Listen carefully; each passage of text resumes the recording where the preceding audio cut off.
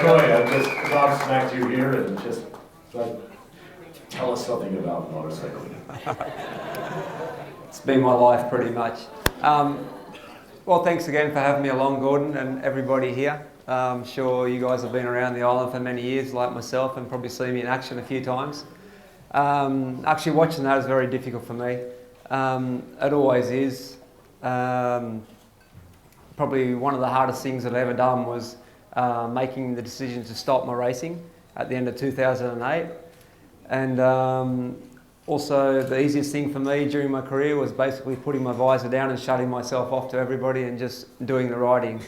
I'm not much of a speaker, so I find it hard doing stuff like this, but you know, I have got a bit of a story to tell, and it's been like a bit of a fairy tale for me.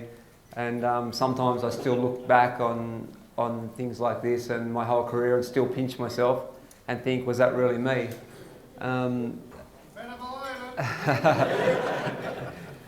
Yeah, I mean, you know, everyone's got a hard story in their life, and you know, my life wasn't that bad really, but to achieve what I achieved over the years was a difficult job. And right along from the start, I knew I was fast. I was brought up riding bikes and done quite a bit of racing as a junior, and that was it. But you know, I stopped doing all this when I was about 14 because it's an expensive sport and my parents didn't really have so much money. And I took the normal way, and I just become just a student, not a very good one. I was pretty average. From there, I did an apprentice spray painting job, and I did 10 years of that. But a long story very short, after a lot of hard work and a lot of perseverance and a lovely woman by my side, my wife, that stuck by me through thick and thin, things turned around and went pretty good for me, basically. Had a lot of time. Basically, I was very lucky. I had a few good wildcard races. Back in '97, I had the wildcard on the Suzuki's in the World Superbike, and then also in the GP on the little 250. It's probably one of the best bikes that I've ridden in my career, actually. After that day, you know, of course I had a good time in the Australian Superbikes, which I never managed to win. I think second was the best result I ever did. But moving on a bit, that day when I had a good result, 6th position at Phillip Island here on the little 250, Bill Woods and Barry Sheen took me up into the box, and that's where we thought everything was going to take off from then and there. I thought I was going to be riding a GP bike the following year, and that was it. A few other people did as well, but it wasn't like that. A lot of people were interested, and even back then, the deal was, okay, if you got $400,000, that was probably US dollars, the minimum amount at the time to take a ride for the year. I didn't even know anyone with that much money. So we went home and had a bit of a rumble around and didn't find much in the kitty litter. And out of the blue, I got a phone call from a guy in England. His name was Daryl Healy, and he was running a private Ducati team. He gave me a phone call and basically said, Troy, I've got a job over here for you if you want to do it, riding the British Superbike Championship. It was a pretty easy decision because I certainly wasn't making any money at all in Australia, and we're looking to try and go forward. So I said to Kim, well, ask Kim actually. I said, this is the deal, like we've been offered a job to go to England, and I think we should do it. Which sort of thought it'd be like a working holiday. If things weren't good, okay, something might come out of it. And if not, we'll get to see a bit of England and see the other side of the world, basically, because we haven't really done anything out of Australia. So that was that. I went over and I had a working visa. I was classed as a heavy vehicle operator. I was like supposedly driving an excavator. We were put up in a little done-over barn near Coventry, in between Coventry and Birmingham, and that was quite tough. Obviously, we weren't used to the English lifestyle at all, and that was the time of the mad cow disease. We didn't have much money anyway, so we couldn't afford to eat too much. We lived off lentils and blah-de-blah-de-blah. But that was a good time for us. We really struggled with that for a while, and then basically things just continued on from there. Daryl always had a goal to go into World Superbikes, which eventually he did, but it wasn't with me because I got offered a job in 2000 to go to America like on a factory Ducati. And we'd planned to go into the World Superbike Championship with Darryl, but things didn't work out for him, so it took another year longer. So basically, by the time Carl got injured, which was my entry into World Superbikes, I came back and I was enemies with Darryl and Neil Hodgson, and I was riding for the factory team. So basically, that's how my sort of career sort of kicked along for the initial part to actually get started. And from then on, you know, of course, you guys know much, you know pretty well how it all went from there. But, you know, sometimes I give it everything I had along the way, but sometimes you have to be a little bit lucky. I look back on some of my career, and when Matt Mladen was injured, like that was my entry to get a wild card ride on the Kawasaki. And then Carl was injured, and that was my entry to come along to World Superbike. So I always planned on getting there, but you don't know how it's actually going to unfold, and you never know what's around the corner. But basically, I just grabbed everything with both hands when I got the opportunity, and we did the best we could do of it. And right along, like I said before, I always knew I was fast, and the plan was actually, from the start, was never, I didn't think too much about being world champion. I just thought we wanted to do this for a living, because I thought I was fast enough to do that. And everything else that come along with that during the journey was like icing on the cake. It was great to win the World Championships. Many highs and lows along the way. The MotoGP experience was a great experience for me. It actually didn't turn out exactly how I planned, but I think it made me a stronger rider and also a better person, or a stronger person, that's for sure. Yeah, that's how it went. Finally, of course, in 2006, it was great to go back and finally have a win in Valencia, which was not like I told you so, but I mean, right from the start.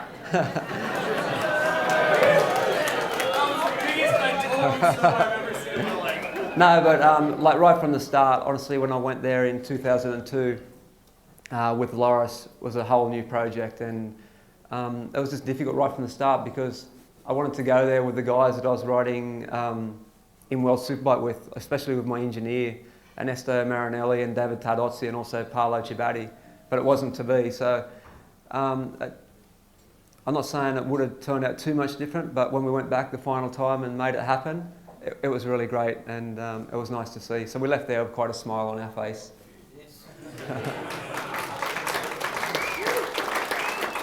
And also, talking about retiring,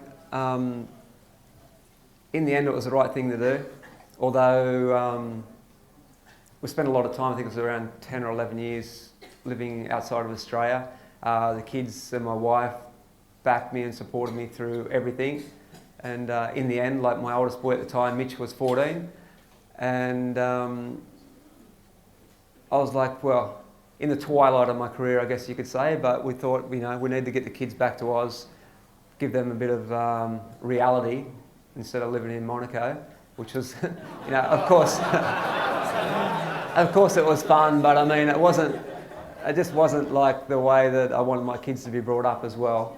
So all things considered, if it wasn't for Kim and the kids, I just would have rode myself into the ground and probably ended up injured or just becoming slow in the end, so who knows. So it was very difficult to stop, but everyone always says it was the right thing, so there we go.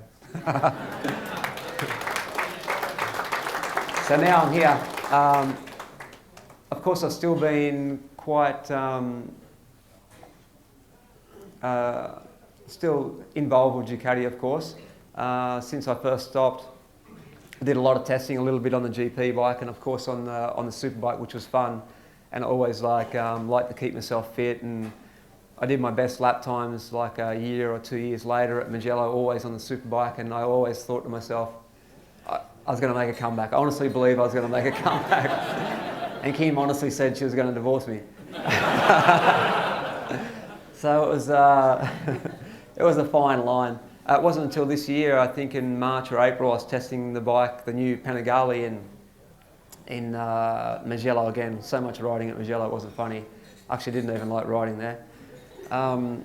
I had a big crash on the new 1199, and I remember picking myself up out of the gravel trap. It was the last turn at Magello, and I just thought to myself, come on, like, you can't just keep on doing this.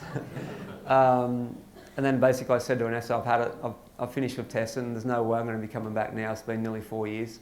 And so I continue. I still do stuff with Ducati, mainly when I'm overseas. It's DRE, which is called Ducati Ride Experience. And so I still do 4 or 5 trips a year over there, which is crazy because when I was racing, we used to only do 2 long haul trips a year.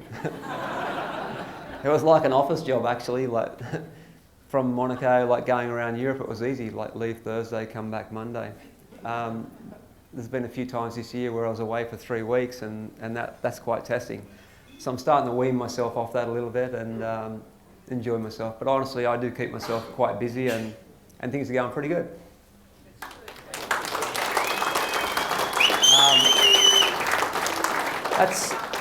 That's about it. I think a lot of you guys are going to want to ask some questions down the line here.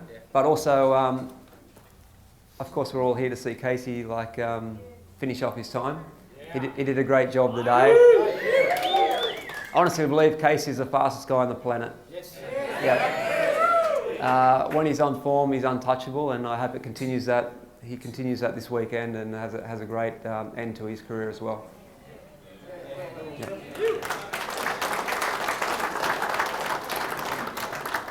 Well, Troy's got a lot more to say, and he's going to allow you to direct the way he's going to speak. So I'm going to ask you to raise your hand. You're going to have to, I'm not got it on the mic, so you're going to have to shout out the questions. I saw yours first. Fire away. What's your opinion of the Valentino-Ducati Burgess relationship? Next question. I'm not so much of a political man, but okay, Valentino's Valentino, and Jeremy's, he's been a great guy in the past. He's helped a lot of people, especially Mick, of course, and spent a lot of time with Valentino. It's been a bit of a difficult project for Ducati. That's basically all I can say. And I mean, you can't win all the time. You can't win all the time. That's all there is to it. Everyone wants to, and but it's all swings and roundabouts. You know, Ducati have their times. Not so much in MotoGP, but I mean they've had some good success, and with Casey, yeah, and it does go around. But they're going to have to wait a little bit longer, and we're going to have to wait and see what Valentino can do next year. I'm sure he'll win races again, that's for sure. I'm not sure about how the championship will go, but definitely, he's been doing a long time, and I have to say maybe he is in the twilight of his career, but the man can still win races, and he's certainly a great champion, that's for sure. Yeah. Troy, seeing as you're such a Casey fan, I'm sure you don't mind taking one of these home with you. This is our special Casey Stoner, we miss you, Lear legend hat. The next legend. You never know, he might be back in 3 years. I agree with that. Questions? Questions? Right there. Troy, what would be your best race result, whether it's a win or not? Yep. What was the most satisfying race for you? Well, it's difficult because so many people ask me that, and there's been so many good ones. I actually can't even pinpoint one. I really can't. If I put it down to a year, I'd say 2006, because to win the championship and then do the one-off ride in Valencia, for me that was just a great year. I'd have said that. Yeah. Don't be shy. Favourite track?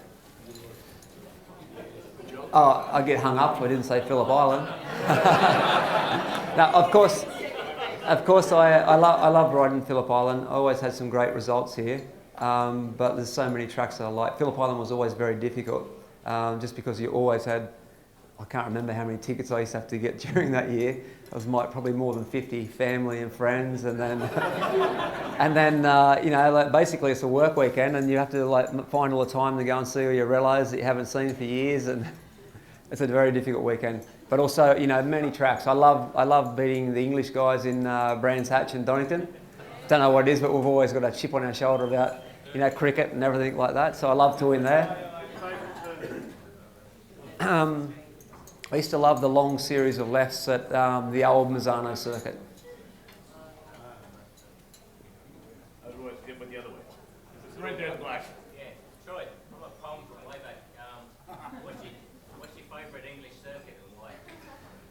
Alton Park, because I had my first win there, and it's a great track with a lot of undulation, a lot of blind corners, and it was a little bit dangerous. Is it all Ducatis in the garage, or you got some other stuff in there as well? As far as race bikes and road bikes, only Ducatis. Might have something else like a super motard or something, but yeah, that's about it. How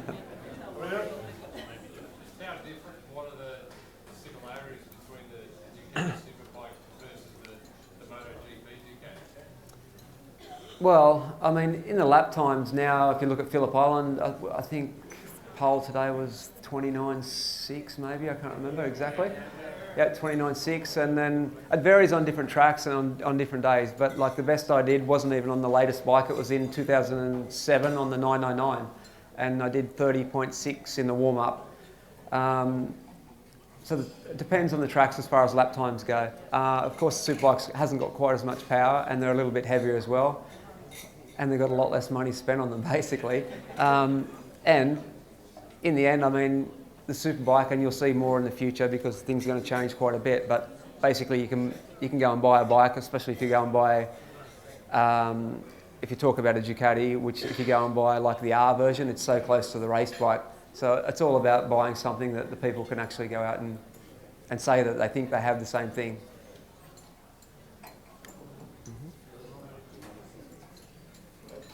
Who was your toughest competitor and why? Different guys over different periods of time. When I was riding the Ducati in MotoGP, Loris used to be like a very tough competitor. And in Superbike there was always Colin Edwards and Norrie. Norrie was like a little dog, he was always there. And you never knew, like even if he suffered a bit in qualifying, he was always there. But I mean, I met some great guys along the time. The best thing about Superbike was, come Sunday night, we used to always like have a barbie and a few beers, and it was a good time. Whereas in MotoGP, it's a bit more, you know, the guys are pretty serious, and you find it difficult to even go into some people's garages because they don't want you in there. I'd add that Colin Edwards is our speaker at Sepang, and he got asked that question, what was your favorite race of all time? It was that one. Right, okay. I was wondering, do you get to keep the championship winning bikes, or are they going to receive, or what are They don't like giving them away, I'll say that. No, I've got all my championship bikes. Only one was given to me. Normally the way it works is like in your contract you'll do something like, I took all the replica bikes. So the replica bikes I took number 21, and then the Desmos edition I took number 12, and blah. So I got a few little toys, but actually I don't ride them. They sit there pretty much most of the time. You mentioned how hard it was for you to make the decision to retire. What's your view on Casey retiring so early?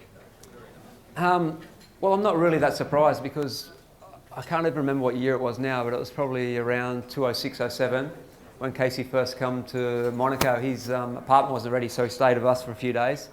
And even back then, like, he just didn't seem so enthralled about it, and basically said he really wanted to get married, have a child, and stop racing. So basically that's happened now. We'll have to see what the future brings, but I don't know whether how much he's going to miss it or how that's going to go. You know, he's young enough to always, you know, make a comeback, that's for sure. Commissioner? So, Troy, your thoughts on the Panigale? I'm hearing you just riding down one road. I'm not too sure whether I want to pick mine up on Tuesday morning. He had a little crash. Well, you know, is that what I'm going to anticipate, or is it a good bike to ride? No, I've been doing quite a bit on the bike, and I did my best laps on the Superbike, the Panigale, last year in Mugello, like very early on in the test. So we had a few little dramas, but I mean the bike is really coming along, and since I stopped testing it, the guys have made a few more steps. I think it's going to be a great bike. As far as the road bike goes, just jump on the road bike and have a track day bike. It's an awesome bike. I absolutely love riding it. I mean, all the bikes now, like, they're getting so sophisticated. They're very hard to crash now.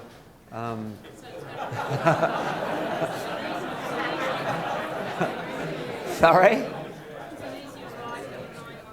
Yeah, and also what the guys will love is, I used to like get so sore in the legs like from testing. The Panigale seems a bit more roomy. I jump off that bike and like nothing has happened. So it definitely suits a little bit taller or a bigger person, that's for sure.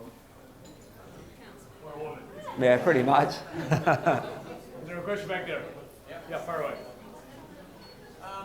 Just a bit more about Casey. Do you think that, GP and racing in particular is becoming more of a business than talent? No, I think in the end the system seems to sift through all the shit. All the guys actually can, all the guys can ride, but honestly it's getting more difficult, and it's going to get more difficult for Aussie guys to break through. It's just the way it is. It's a bit sad sometimes. But I mean, who asked me about Casey also retiring? But like Casey, he might be only young, but he's been doing this for so long. Like he has not stopped. He's been like racing as a kid, like so busy doing so many, racing so many different classes when he was a junior. And then like he's been overseas since he was 14, I'd say. So, it doesn't really matter in the end so much the age of the person. It's like a time window. And in the end, you're not getting fed up with it, I guess. We all love the bike, but I mean, it is a stressful job in the end. Red? Who do you think will be the next Aussie champion? I'm not sure. I'm really liking Brian Starring. He goes really hard, and he's doing the hard yards. He's been busting his ass over in Europe, and he's finally really started to shine this year. I know him personally, and I'm not saying just because I'm a friend of his, but I mean, there's something about him, and he's just not going to give up. And I believe that he's going to be a top guy for sure in Superbike. What about MotoGP? Well, you never know. You got to be in it to win it. How much money would I need to get a start? So I didn't know you were 9 years old. I'm really not sure what you could what you'd have to come up with, to tell you the truth. Probably quite a bit. I have to see on track first.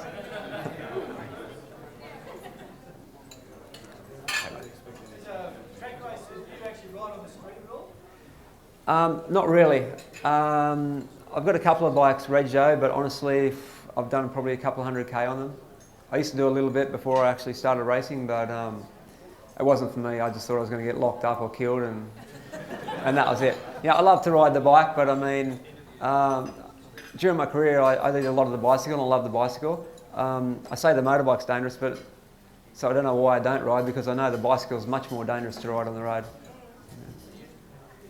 Over there. Would you ever do the Isle of Man? I was that close. Yeah. When we first went to England, honestly, when I first went to England, it wasn't a very big paying job. I got paid £20,000. I lived in a done-over barn. I had a car to drive, and that was it. So we still, when we went to England, it wasn't a big deal really. Although the rate wasn't too bad. The exchange rate wasn't too bad. But I got offered to ride the Isle of Man, and I got offered £20,000 just to do that. But Kim, like I said before, she's got a strong mind, and that wasn't going to happen. I had a family. If I didn't have a family, maybe it would have been different. That's for sure. But I'm not completely crazy.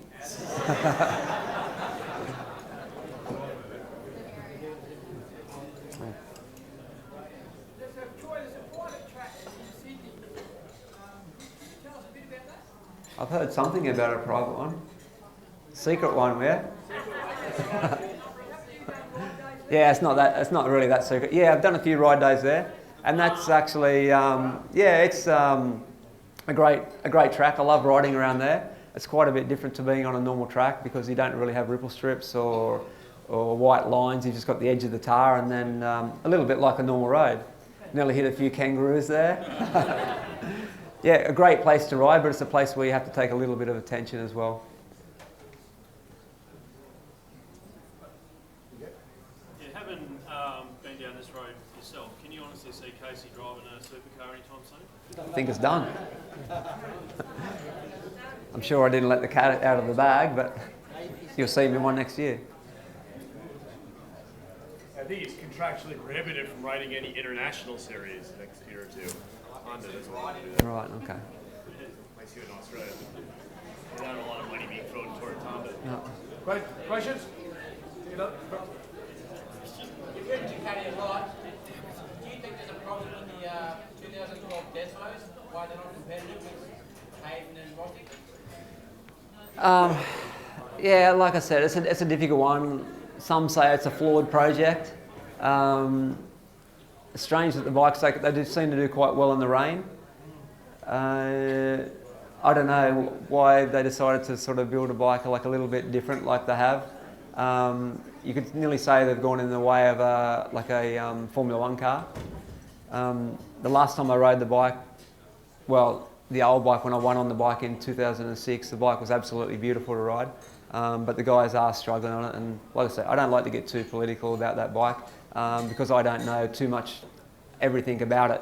But all I know is they've thrown so much money and so many things at it. Sometimes, you know, you could be a little bit lost. And also you have Jeremy Burgess there. You know, he's not a silly guy, and like a lot of the guys in Ducati are pretty clever as well. But in the end, I think the motorcycle is a little bit like black magic. And just because things look good on paper, that doesn't mean it's going to work. Just to follow on from that last question, why do you think it only seems to be Aussies that can ride Ducatis? Well, Carlos Checo might be.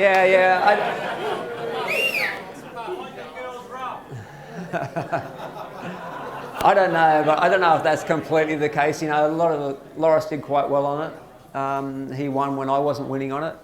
But you know, like I say, manufacturers have difficult years. And back in 2004, Loris and myself, like the bike got completely changed for 2004.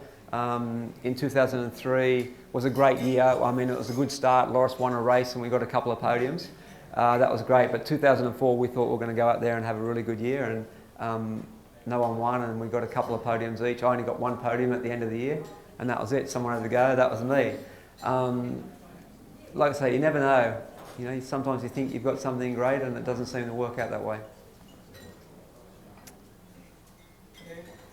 Just a question. Not taking away from Valentino Rossi, but he doesn't be doing as good on the Ducati as Casey Stoner. Do you think it's Ducati's fault, or do you think Casey's actually just a better rider? Like I said, Casey's definitely. Yeah, well, also Valentino's heading a little bit into the twilight of his career. Like he's not silly. He knows how far he can push it without actually hurting himself and going too far most of the time. And I think Casey could win on the bike for sure, but he wouldn't be winning day in and day out on it.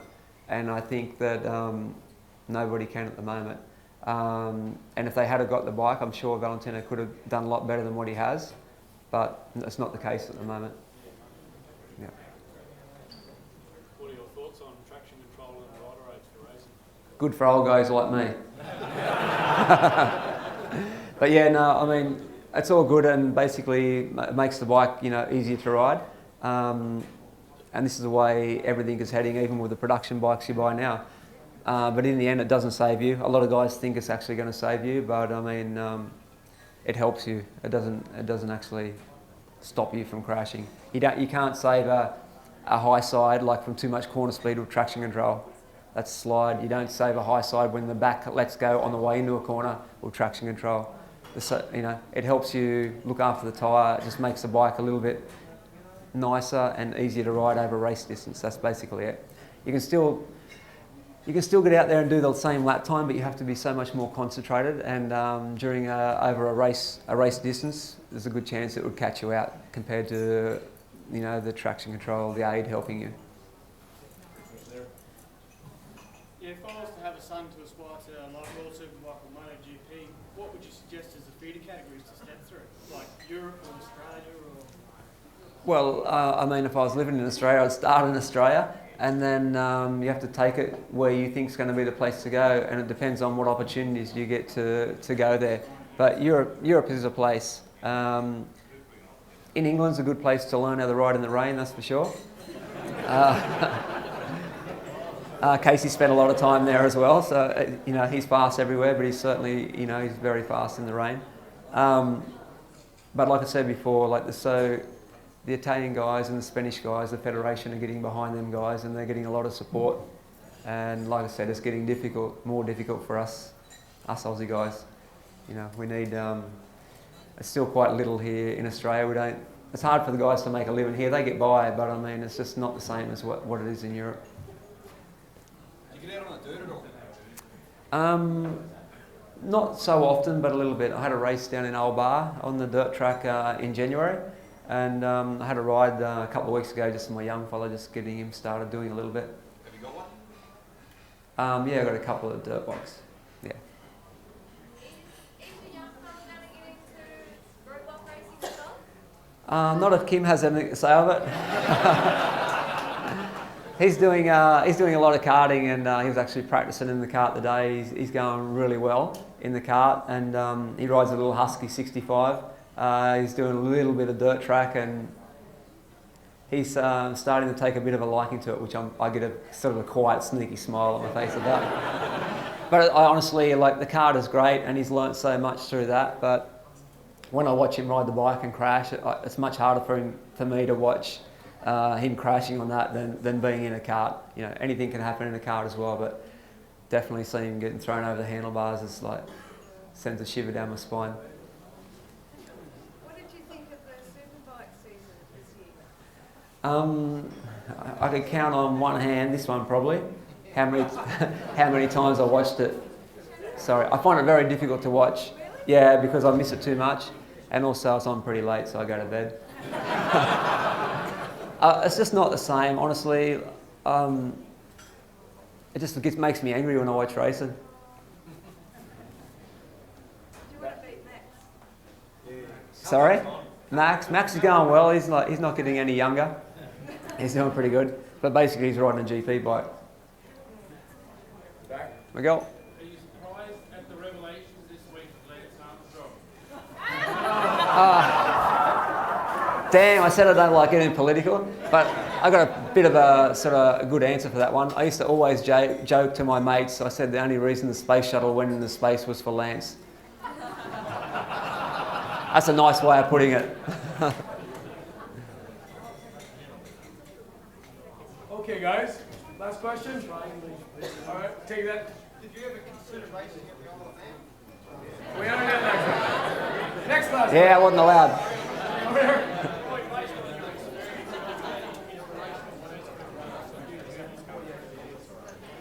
For the young juniors coming through the field, yeah, I guess the easiest things, and it's pretty simple things. I mean, you have to believe in yourself so much, and if you want something bad enough, you have to beat your head against the wall until you get it, and if you don't get it, you have to just keep on beating away. I look back now and see all the things I went through to get where I am now, and I say to Kim, there's no way I could ever do that again. I mean, I look at all the guys doing it now, and there's only a small opportunity for people to actually make a living or become a champion. And I just think, wow, like, it's so hard, and I wish everyone the best. I've got a lot of respect for everybody that's out there trying to make a living out of it. But I mean, it's like I said before, like, I still pinch myself, and it's like a fairy tale, and sometimes I don't even believe that it happened. But back in the time when I was doing it, I was like 100% believed in myself, but when I say that, I nearly give up so many times, even before I made it, like with broken wrists and bits and pieces, and you can't turn up and go to work, and your job's on the line, and you're spending, like at the time, spending Kim's money that she had, and I'm spending all mine, and then her dad would be helping us coming down using his van because I didn't have a car even. I mean, it's just the things that you look back on and realise how difficult it was. Like, I couldn't do it again, no way. So, I mean, you have to say, never give up. Okay, one last. Hey. Is Kim here? No, she's home. No, she's home looking after the family. No, Kim was like a lot of people have got, I won't say bad things to say about Kim, but I mean, especially the Italians, they give her a hard time. But, you know, like I said, Kim was so supportive of me and stood through thick and thin, and I don't think I would have accomplished as much as I did without her, that's for sure. Sounds like a champion.